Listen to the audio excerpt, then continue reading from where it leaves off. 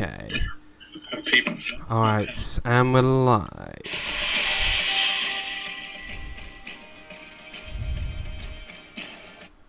Okay.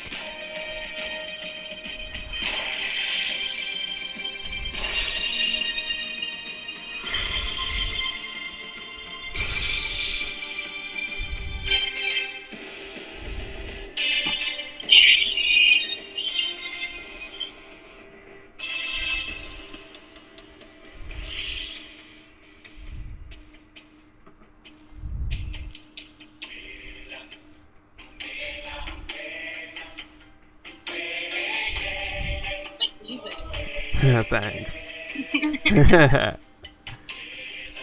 All right.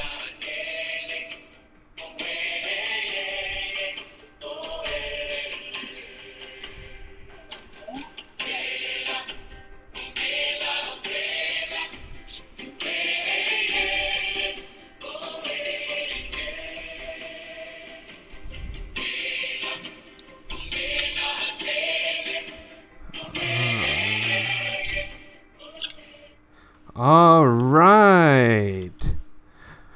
What is going on, guys? Disney Dan here, and welcome back into the channel, and welcome to episode 3 of Disney Fiasco.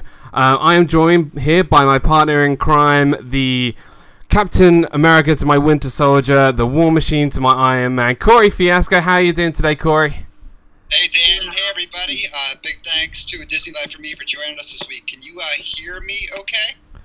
Okay, guys, in the chat, can you make sure that we are all live and good and sounding great? We would really like to welcome our good friends Daniela and Miguel from A Disney Life for Me onto the show this week. Thank you guys so much for being here tonight. We're excited to be here. Yeah, thank you for having us. Sorry, we don't fit on your screen. It's a very small screen. I'm trying to expand it a little bit. There we go. So who we got in the chat? We've got R. Johns is here. We got Jack is here. Hey Jack, how's it going, buddy? We got Disney Lost Boys and Girls. We got Cargo is here. We have Kate Howard, Nothing But Disney. Hey, Nothing But Disney. I saw you over at Magical News Live earlier. Welcome. Mickey's Magic. Megan is here. Awesome. And we got something very special for Megan later on in the show. Paula Cole is here. How are you doing? The Disney chef. Who else? Who else is coming in?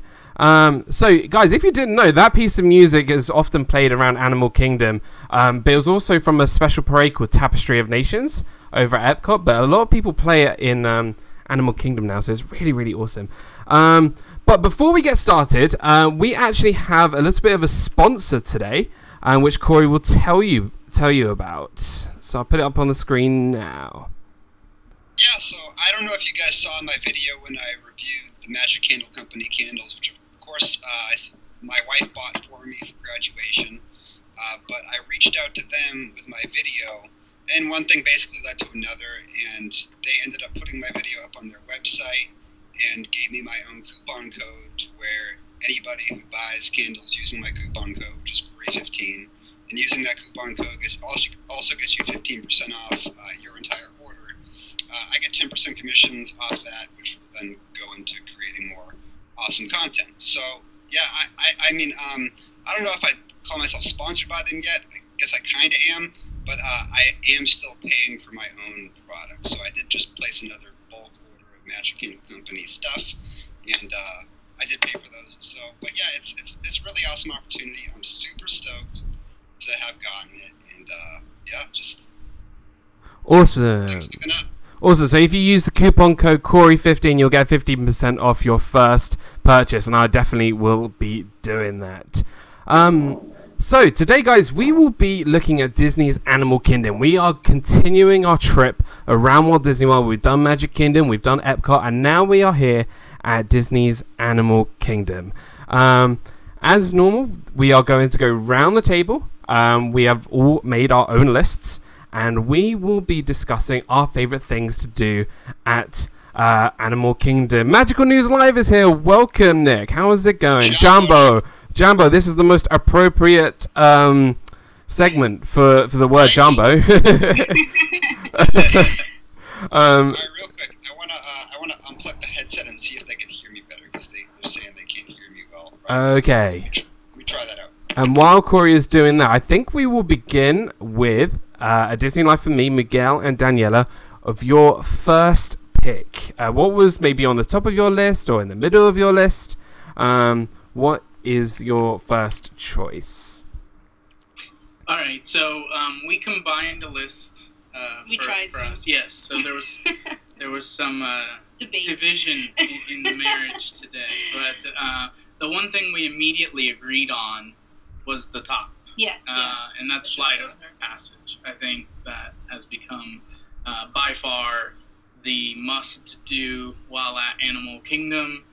We love it. We actually didn't get to ride it early on. It took us a while before we got to ride it. But just the immersive experience, we just absolutely love the attraction. A couple of years ago, we had the opportunity to go to that other theme park and see the Harry Potter attractions they had there. And we just felt like this was Disney's answer to that, and they did it extremely well. So. Awesome. I have no idea what other park you speak of, but I think we can all agree that Flight of Passage is something that we have. Corey, do you have Flight of Passage on your list? Flight of Passage is my #1 pick. Right. Yeah. Jack can hear me now. Let me know if I'm coming in any clearer without the headset. But right. Flight of Passage was my absolute #1 pick. I'm not afraid to admit that attraction made me cry. I was Totally I heard all the hype on it. Everybody was hyping it up so high. And that usually drives down how good something is people hyping it up. Nope. Went on it for the first time and shed tears of laughter and joy. Perfect ride. Perfect. Before we get into Flight of Passage, I just want to say hi to Wendy and Magical News Live and Steph Day Off is here. Welcome, guys. Now, I think this is the first time on this show, I know it's only been 3 episodes, that all 3 of us have put one choice #1. Because I put Flight of Passage as well as #1. Flight of Passage, let me tell you something. I will happily spend 2.5 hours, 3 hours in that line to go on this ride. I had no idea what it was going to be like. I didn't even see it on YouTube. I refused to watch it. And I highly recommend people not going on YouTube and watching it and just letting themselves, just experiencing it firsthand. And I think Flight of Passage is, like you said, it is, for me, the perfect ride. It's from beginning to end. And as soon as you get into that line queue, into the line, and then go into the pre-screen, the second pre-screen, and then onto this motorcycle kind of ride vehicle, it's so immersive, and it's fantastic. It's brilliant. I couldn't even dream about this 5-10 years ago when I was riding Pirates of the Caribbean. Yeah. So true. How technology has evolved, it's amazing. Now, is this a must-do for everybody? I think so. For sure. I think so. For sure. 100%. No. 100%. And it gets compared to Soarin', I think, a lot. And this is kind of how I felt about Soarin' when Soarin' first ever came out. When Soarin' first ever came out, I was like, wow, this is just the most incredible thing on the face of the earth. And then Flight of Passage came and kind of just like raised that bar to the heavens, because it's something in a class of its own, and everybody needs to do it 100%. I've always said this to everybody. I think Soarin' is one of the greatest attractions at Disney. I think it's something that everyone has to do. But Flight of Passage is kind of Soarin' on steroids. It's kind of being juiced up. It's taken that into 4D, maybe possibly into a 5D dimension, and it feels like you are an avatar. You are a Navi in this new planet, and it's I completely agree with everything that you guys are saying, and I loved it so much the first time that when I go back in August, as soon as my 60 days fast passes came available, I booked those straight away, and I've got 2 fast passes for it when I go in August. That's excellent. That's excellent. No, and like you said, because I'm one who oftentimes says, look, especially your once in a lifetime, right? Because some of us get to go to Disney more often than others. And sometimes when I see those lines, like waiting 5 hours to see Anna and Elsa, I'm sorry, I just don't understand that. You know, it's hard for me to understand using that time for something like that. This is a ride worth waiting 2 hours for. Like, if this is your once in a lifetime, it's worth waiting in a long line for it, because it is that, I think that's special of a ride. And we like still haven't done like Frozen Ever After, or Right. like we're not gonna wait 2 hours for that, you Right. know, like, but we would wait for Flight of Passage. Yeah, for absolutely. Sure. And just the details of it to me is incredible. Like when you actually feel like the Banshee is breathing while you're riding it, like it's just all the details. I think it's incredible. It really is breathtaking. Yeah. And what I really like about Flight of Passage compared to Soar, and I know you shouldn't really compare them, is you can sit anywhere and you're going to have an incredible experience no matter what. If you are in the bottom right-hand corner of the screen, you are still going to have an amazing experience. Whereas Soaring, you know, it's yeah, it is what it is. We talked a lot last week, huh? Yeah, we talked about Soaring a lot last week. Yeah. And I can see that in the chat as well. Who else have we got in the chat? We have Mickey's Magic. Happiness, Sweetie, Florida has gotten so much rain. So that's why you need to go over to Pandora, because I don't think Pandora has a lot of rain at all in that world. I'm trying to sort out the audio, guys. I know there's been a little bit of I don't know what's going on with the audio today, but we are trying to sort it out as we are going through the stream. Alright, so we've all got Flight of Passage for our first one. I think that was a given. I think everybody was going to pick that one. Hi, Alyssa Sternberg, how you doing? Mouse Junkie, how's it all going? But we are going to come to Corey. Now, this is going to be either your number 2 or an honourable mention. What is your first pick of tonight? All right, so I'll jump on to my number 2 pick, and that is the Kilimanjaro Safaris. Nice.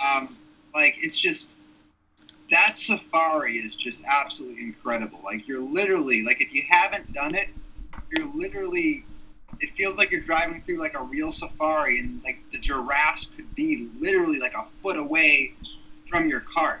Like, if it was allowed, which it's not, so please don't do it, you could probably actually, like, reach out and start petting the giraffe. So true. That's how close you are. It's an absolutely incredible experience. I mean, I might be wrong, but I don't think you can get that anywhere else in this country. If you can, like, maybe you can, but not that I know of. I don't know of any other place that you can go on a safari that cool in America. So if you're in the animal kingdom, it's an absolute must-do. And I think there's another thing that Disney nails on really well, that it's so much more than a theme park. And that's one of those attractions in Animal Kingdom specifically that really stresses on that, you know, this is Disney, it's so much more than a theme park. Look, go on a complete African safaris with lions and tigers and giraffes and zebras, you know? Awesome. I absolutely love that pick. Is the Kilimanjaro Safari something that you have to rush and go to, Miguel and Daniela? Is it something that the kids love? Well, it's something that our son Alex absolutely loves. For sure. And we've enjoyed getting to.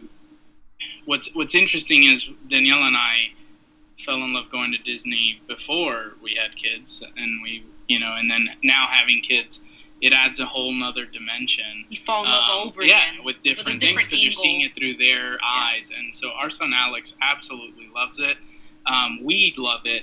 And what's great is a lot of times you don't need a fast pass for it. Sometimes it's best to grab, but a lot of times you don't need it. And we really like it. Not too long ago, for the first time, we actually got to do it at night.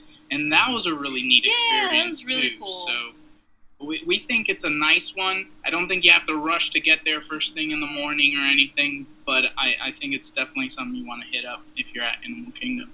I think the safari is probably the only attraction where every time you go on it, it's a completely different experience.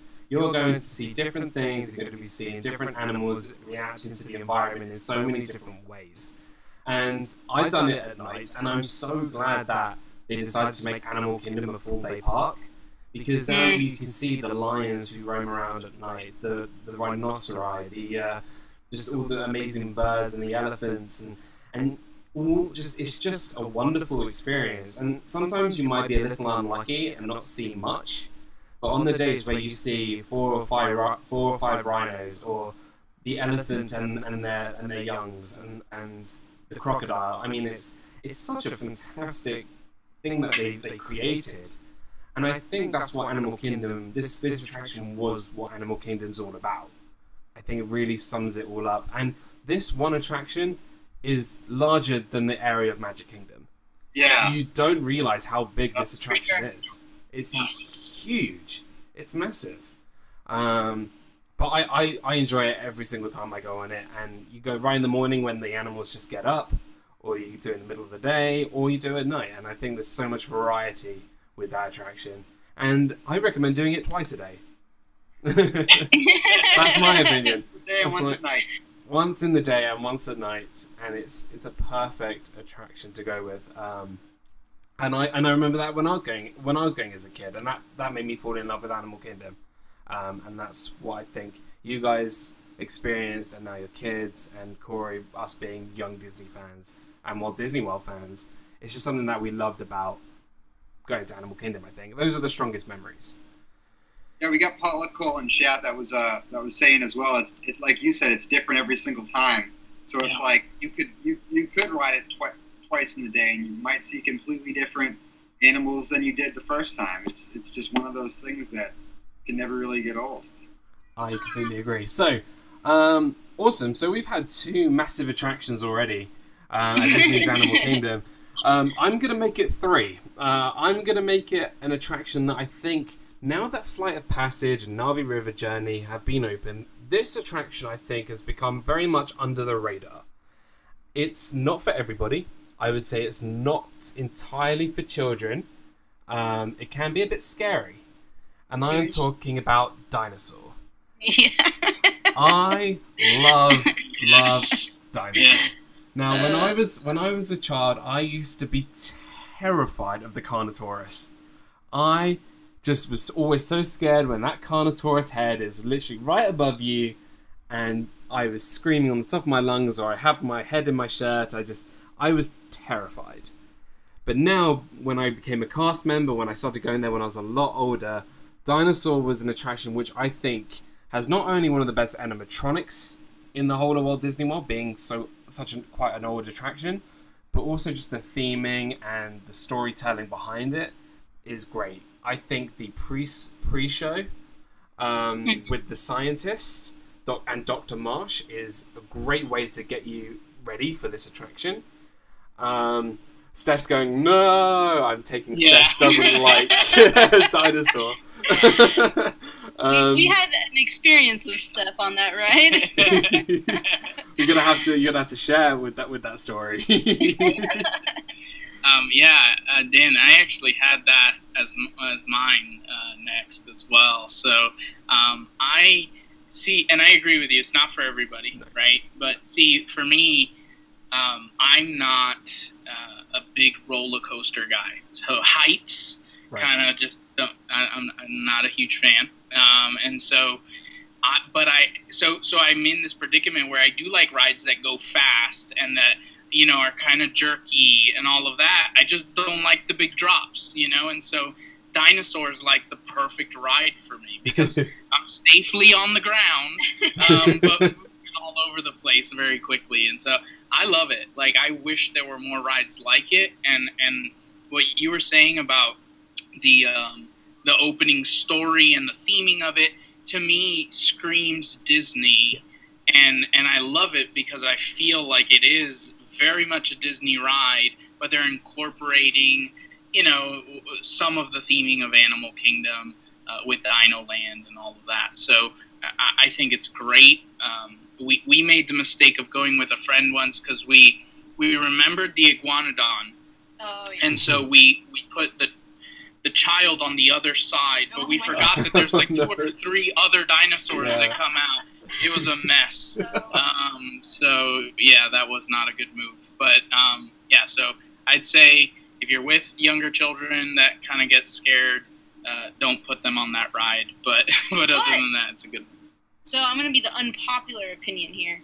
I don't really care for Dinosaur just because it's so jerky. So I will say, like, if you have any back problems, any pain, any issues, like, don't go on Dinosaur. Yeah. Like, you will be destroyed at the end of that ride. So I love the experience, but man, like, you are just thrown everywhere, and I feel like I need to go to, like, get a massage afterwards. So.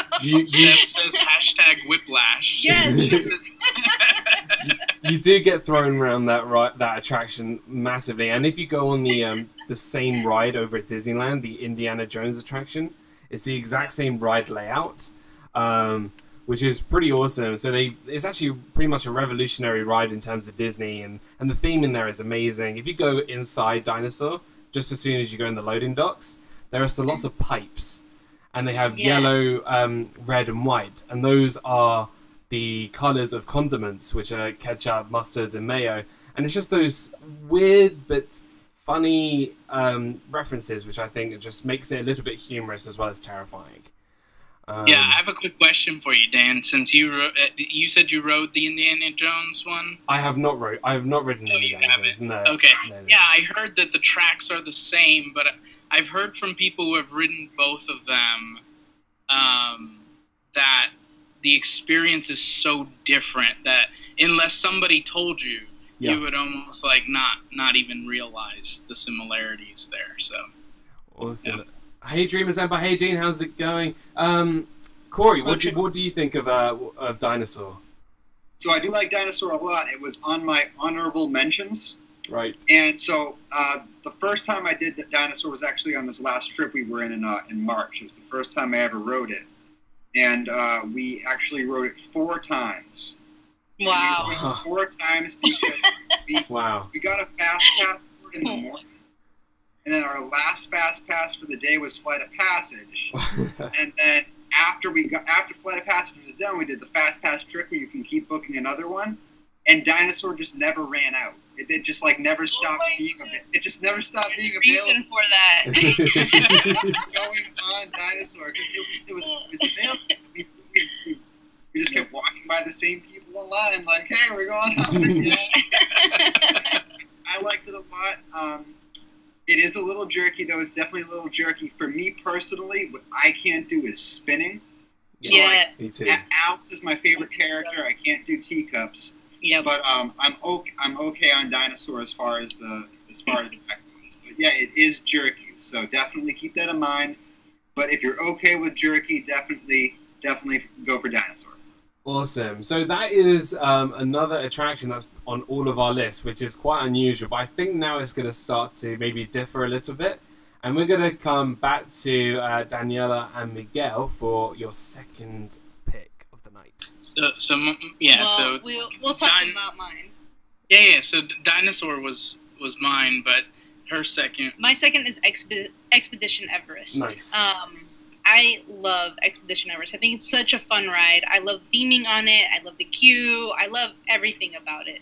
And it's not jerky. It's fast, fun, it's scary, it's exciting, it's thrilling. I just felt like Animal Kingdom needed that type of ride there, and I really feel like it livened it up. So that's mine. That's it. It's... Go on, Corey. Oh, yeah, absolutely. It's been a while since I've been on Expedition Everest. I missed it on the last trip, but I would definitely say it's one of the... before Flight of Passage came out, it was definitely like the go-to attraction at Animal Kingdom. It was like the staple, and I still think it definitely deserves its time in the spotlight. Like you said, it's fantastically themed. The queue is fantastically themed, and it's an all-around... it's a very different roller coaster. It's not just like a basic everyday roller coaster. It's got its own little thing to it. So I would definitely recommend if roller coasters are your thing. If not, you might be a little scared of this one. But if you like roller coasters, go check out Everest for sure. Yeah, I think Expedition Everest is one of those attractions which it was the ride at the park before Flight of Passage came along. And I actually had the Expedition Everest line, the queue, on my list, not the actual ride. Oh, that's so funny. Which is really weird because I could spend so much time in that queue and that line because I find it so fascinating how they've got all these artifacts and story behind the Yeti and the archaeology of where they went and all the, you know, the massive footprint of all the different animals. They got the Yeti's footprint, and it completely encompasses everything about this attraction before you get on it. And it just feels like you are in Nepal. You are ready to climb the Himalayas, and you're going to encounter this incredible creature. Did you guys ever go on the attraction when it was in quote-unquote mode A, when the arm was moving? I don't remember. Yeah, I don't know. I don't remember either. Okay. I went on a long time ago. The arm was moving. So if you don't know, when Expedition Everest first opened, when you meet the Yeti, they used to have an arm. His arm come across above your head, trying to scratch you. This huge swinging arm. If you go back and look at the old trailers for Walt Disney World, you'll be able to see that. But it actually decided to break because of obviously buildings change, the building structures move and change, and it became mode B, and now obviously you just see the Yeti, you don't see its arm moving. It just added that extra thrill and that extra sense of just terrify. Like you would just scream when you see a giant claw coming towards you. I see lots of rockets in the. So yeah, are you guys telling me that you want me to vlog Astro Orbiter? Is that what's happening? I'm not sure what Nick happened. typed a rocket on accident, so now everyone is typing a rocket. That's awesome. I love that. When we jump into everybody's live streams, that's going to be the new emoji that everyone's going to use. So I will say, if I vlogged Astro Orbiter, it would be the first time I ever rode Astro Orbiter because I stay far away from ever going on that ride. Wow. So I do want to make a quick comment about Everest, since I already confessed my fear of heights and roller coasters. I will say this. So I have ridden it in the past, and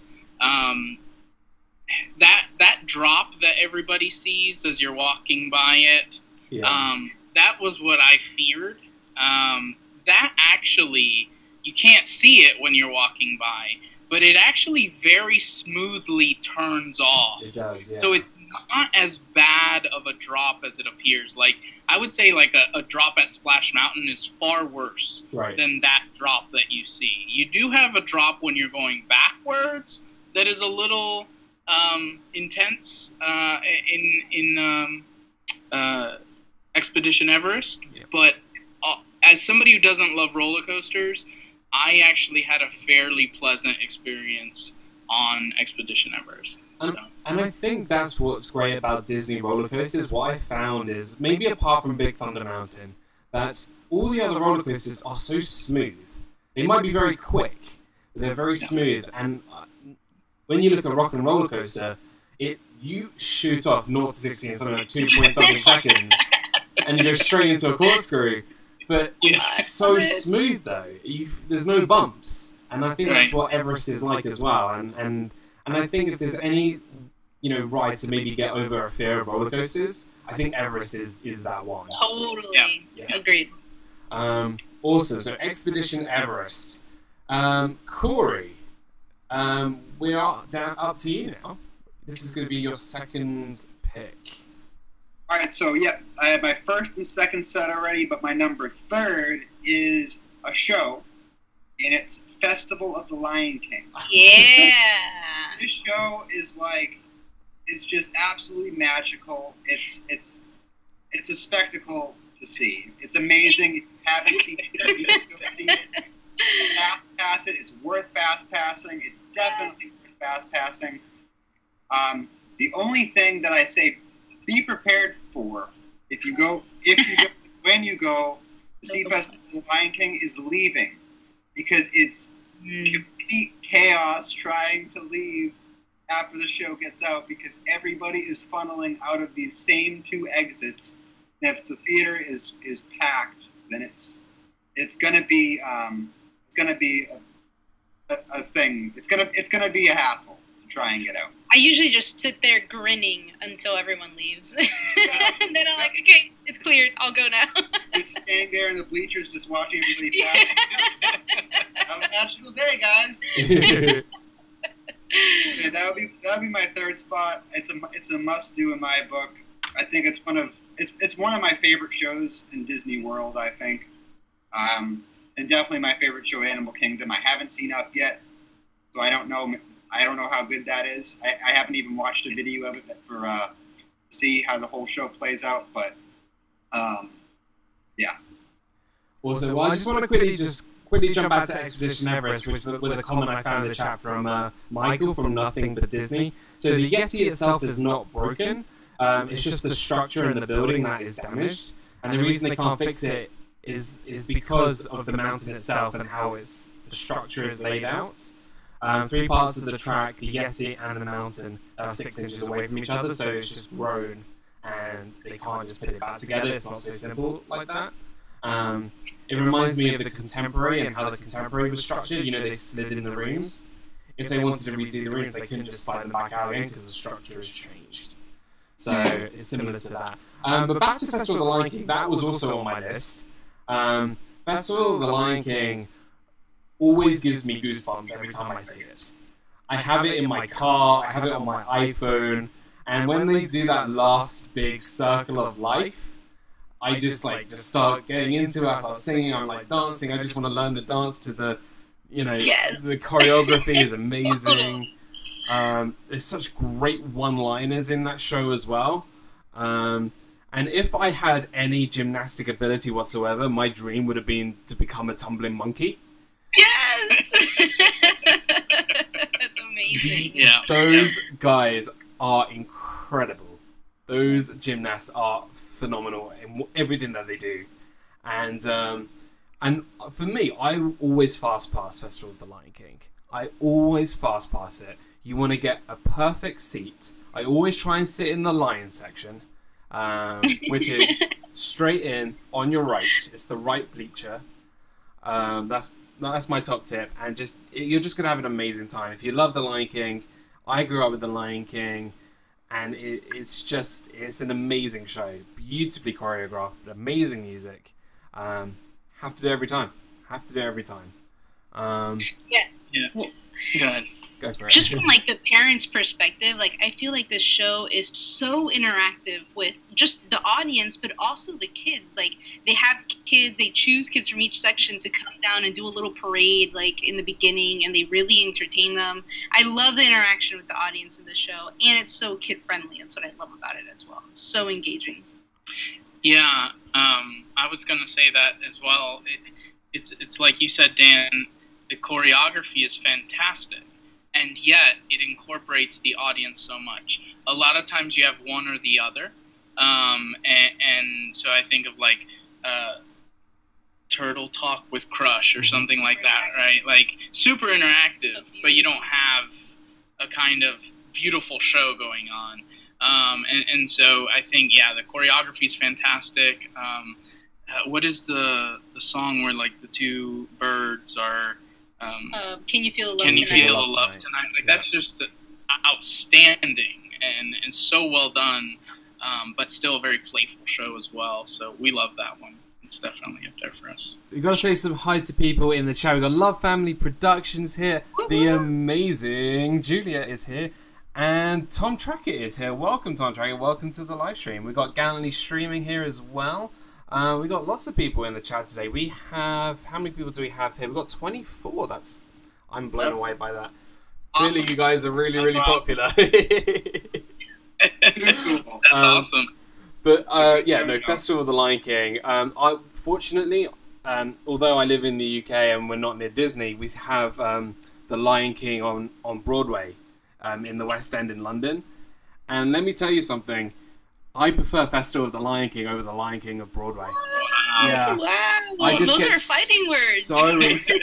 I get so into it, and I get so invested into the music, and you're surrounded by everything in that small theatre. And I even remember when the Festival of the Lion King was in Camp Mickey and Minnie. before they took that down to make way for the world of Avatar.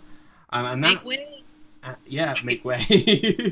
And they, it was a really small theater, and they, you know, brought it over to Africa and enlarged it, and it's perfect. You got everybody here needs to go and see that show, 100%.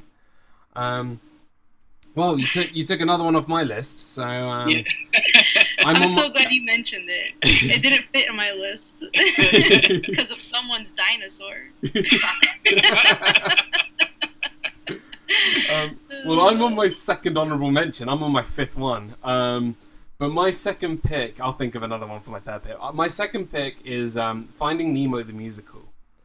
So we're sticking with the show kind of theme, and again, this show is definitely for the kids and the kids at heart, especially for the kids who grew up in the early 2000s, who are so, you know, into the Toy Stories, the Incredibles, the Monsters, Inc., and the Finding Nemos, especially now with Finding Dory coming out a couple of years ago.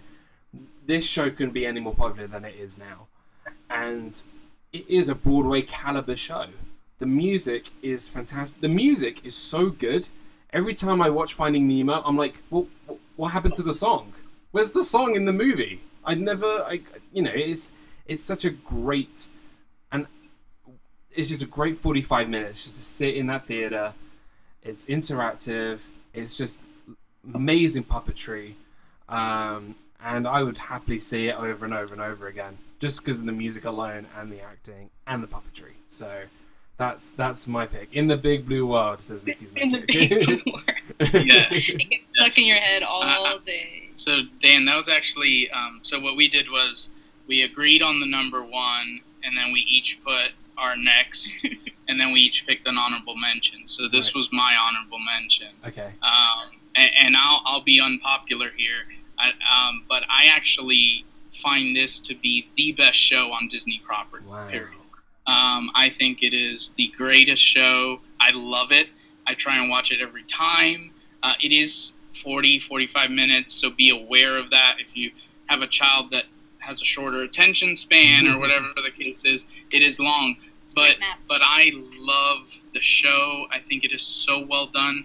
And you know, they're carrying around these big puppets, but I get lost in it. Like, I don't even see the people after a while. I just see like the you know, Nemo and Dory and Marlin, and so I love it. I think it's so well done. It's the kind of show that you'd imagine seeing, where like you go pay to see this show on its own. Like, I just think we're fortunate to have it running at Disney all the time. It's excellent. Yeah, absolutely amazing. And everyone needs to buy the soundtrack. Yes. Yeah. Corey, is this a must-do show for you, or do you do it maybe now and again?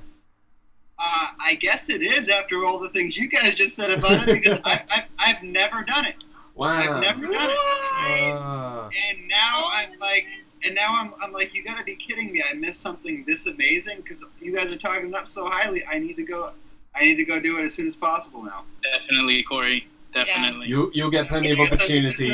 It's not like my favorite out of all the parks. Like, I wouldn't say it's my number one, but it's definitely like top 3.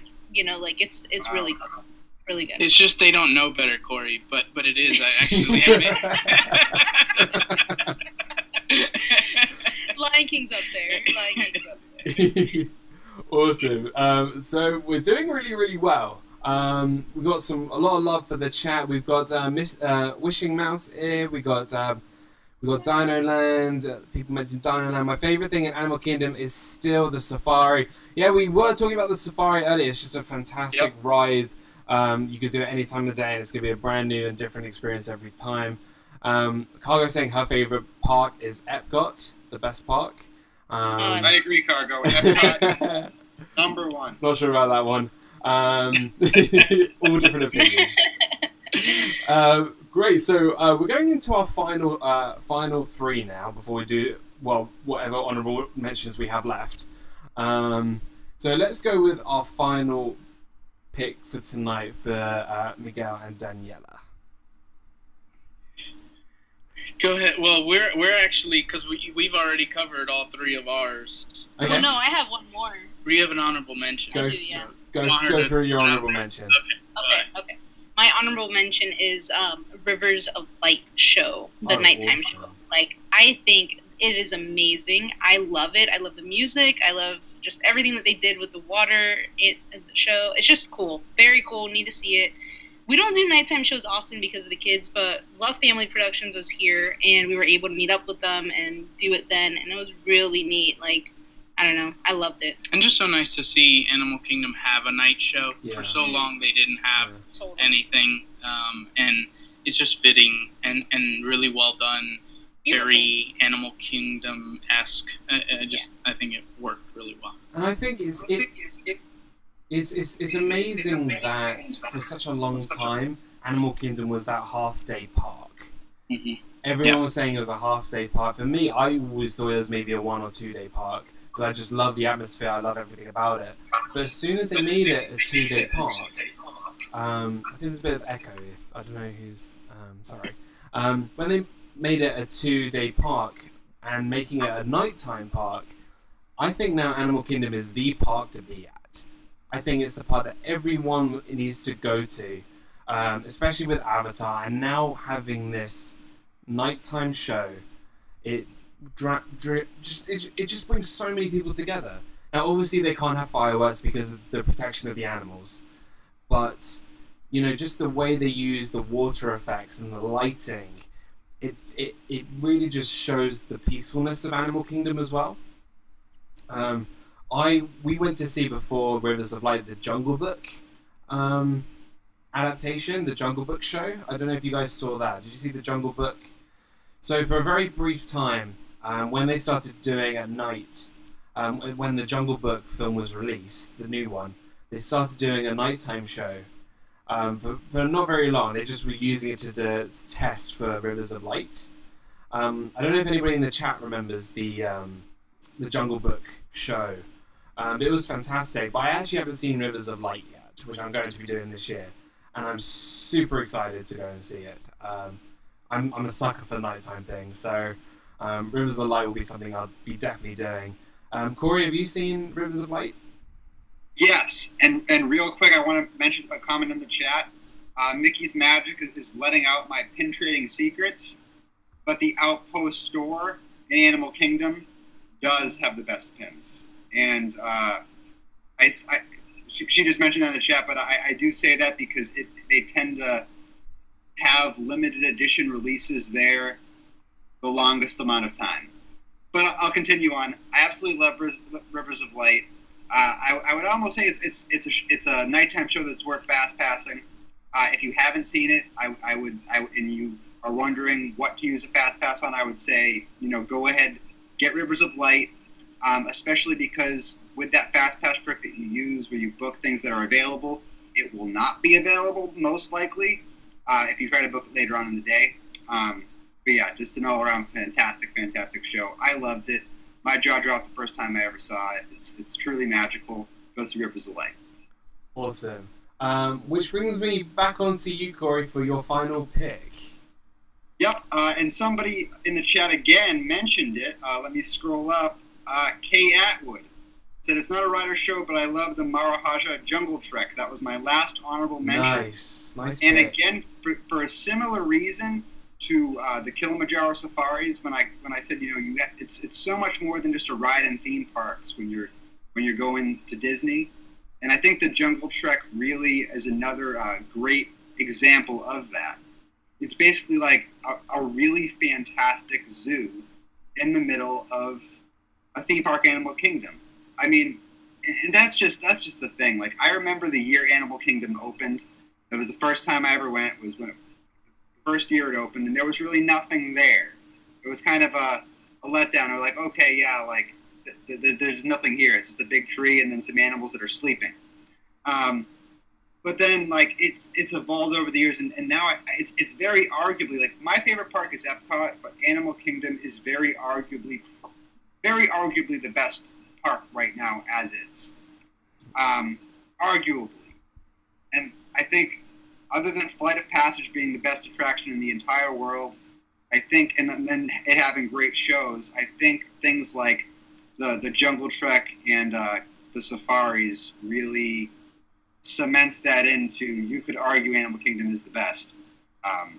And yeah, it's there's no wait. You just walk through it. It's just a nice, peaceful walk through with a bunch of animals that you don't see every day. It's just great. Awesome. We've got to say hi to a very, very, very special guest. We've got Gabby here. Hi, Gabby. Welcome to our live stream. Oh no! I'm gonna say bye. Oh no! Good night.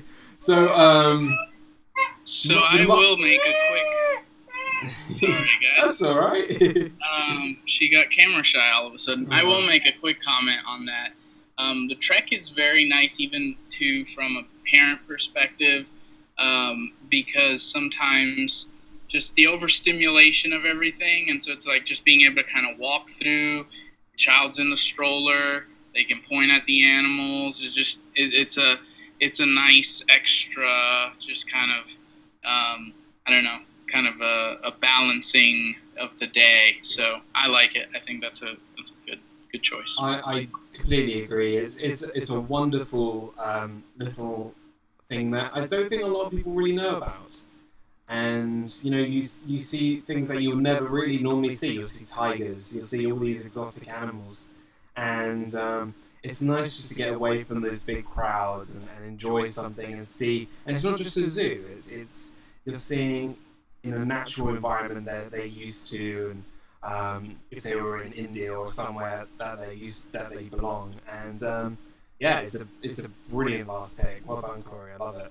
Unlike my last pick, it's something very controversial.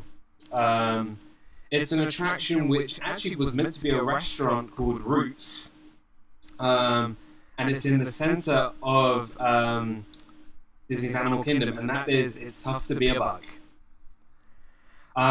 It's Tough to Be a Bug is a very controversial pick because not a lot of people love bugs, which is why I love it. I love the fact that people are so afraid of bugs, but they are willing to welcome us into their hive, their home, and you're being honorary bugs.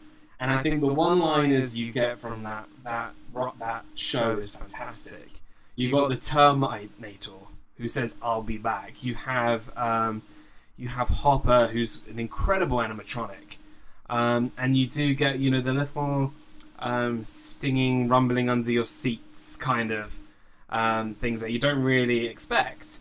And I think it's such an overlooked attraction, but also something that I think people do avoid. But I do love It's Tough to Be a Bug. I think it's super underrated, and it's definitely an honorable mention.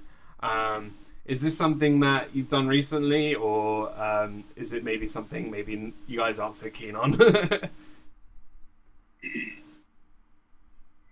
Well, for us, we don't get to do it too often. There are a couple parts that would scare Alex if we went in with him. But I thought underrated is the perfect word. I'm not terribly sure why it is that people don't like it. Like, it's an attraction that gets knocked a lot. Yeah. And I remember going on it for the first time, having barely even heard about it. And I was like, this is actually a really neat experience. And when you think about kind of those other immersive kind of shows like PhilharMagic or the Muppets and that kind of thing, I think it's right in line with those. Like, I think if not even more immersive than some of those. I like it. I wonder if part of it is that A Bug's Life isn't really a movie that people hold dear the way that some of these other movies, connect with people. So perhaps there's that. And perhaps it's that people don't realize going into it, it can be scary for little children. If I remember correctly, there's a part where a bug kind of comes out suddenly. There's lots of spiders that come down from the ceiling. Spiders, that's what it was. Yes, the spiders. So you just being aware of that, and so that could be upsetting to some people, I guess. But I thought, I think they call it a 4D experience, and I thought it was very good. I liked it. Thank you, Steph, for coming by. We'll see you later, Steph. Thank you so much. Corey, See that in chat. Corey, is it tough to be a bug? Is it tough to you to go see it, or is it something that you go and see? So I went on this ride a number of years ago. Oh, Big Hero 6 is on TV. Look at that. I went on this a number of years ago. And I went to go on it on this last trip in March. And it said wait time, like it literally said wait time 0 minutes. So I was like, all right, let's go. And then I waited inside for about 20 minutes. And then a cast member came up and say, oh, yeah, it's closed. We're not doing any shows. So I don't remember hating it. I remember it being okay. But isn't it confirmed to be a goner? It's confirmed. I'm not sure if it's a confirmer, but I think it's on the chopping block. Yeah, I heard something about that. I heard something might be taking its place by 2020. Yeah, we'll see how it goes. But Road Trip Dave says, I truly think that it's tough to be a bug is better than other 4D attractions like Honey, I Shrunk the Audience.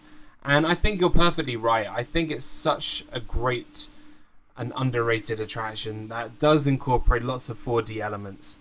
And it's just a lovely experience, but might be a bit freaky for some others.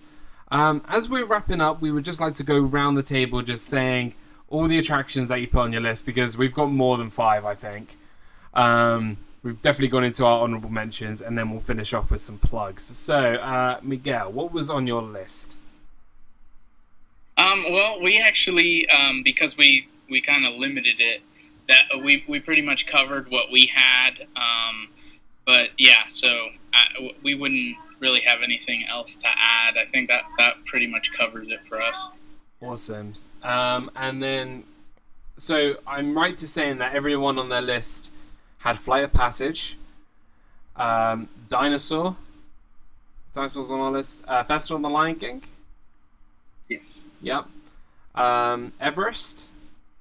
Nope. No, Corey did not have Everest, but you had the Maharaja Jungle Trek. Yeah, it was on ours. That was Daniela's pick. Okay, awesome. Did anyone have Finding Nemo the musical? I did. That was my honorable mention. Okay, awesome. And is there anything else that we... Kilimanjaro Safari? Yep. And It's Tough to Be a Bug. Did anybody put anything else down? I'll roll down my list real quick. Go for it. In order, so this in a specific order for me, I had Flight of Passage, Kilimanjaro Safaris, Festival of the Lion King, Dinosaur, and the Jungle Trek. And I'd also like to mention the Rafiki Planet Watch. Nice. Is really cool. It's a conservation area in Animal Kingdom. The park is enormous. Yeah. So if you're there for a second or third time, it's not like a must-do. I need to do this definitely. My first time in Animal Kingdom, I can't miss it. But if it's your second or third time going, go check out the Rafiki Planet Watch, because it is really cool. Now, there's one word that I would like to say about Rafiki's Planet Watch that I think everybody should say, and you did not hear it from me, and we're going to finish off with this. Wakanda. Okay? That's all I'm going to say. Alright? So, we're just going to finish off now, but before we end up, I just want to throw back to our big sponsors, which is the Magical Candle Company. 15% off of your first order. We'll put the description in the description down below if you use the promo code Corey15. Wow, Miguel, and I know Daniela's gone, but we're so happy and grateful that you came onto our show. We're so happy that you joined us, and we would be honoured if you came back again another time. Is there anything you'd like to plug? I know you came out with a couple of videos recently. Would you like to plug any of that? Yeah, so absolutely, and thank you so much for having us. Like I told you guys before the show, we're really excited about this show. We love tuning in, and so we're looking forward to see what else you guys come up with. We'd be more than happy to join you guys again in the future. Yeah, so I'm going to actually plug a video that's a little bit older, but it's one that Daniela and I sat down to do, so if it's relevant to you. We did a top 5 toddler attractions at Animal Kingdom. So if you have a toddler or a younger sibling or whatever the case is, we discuss attractions at Animal Kingdom that we think are age appropriate and that our children have really enjoyed. Awesome. I've checked out that video, and it's absolutely amazing. Go leave a like on that video. Please go subscribe to A Disney Life for Me. They're absolutely amazing. And your trivia nights every Sunday at, is it 8 p.m. Eastern Standard Time?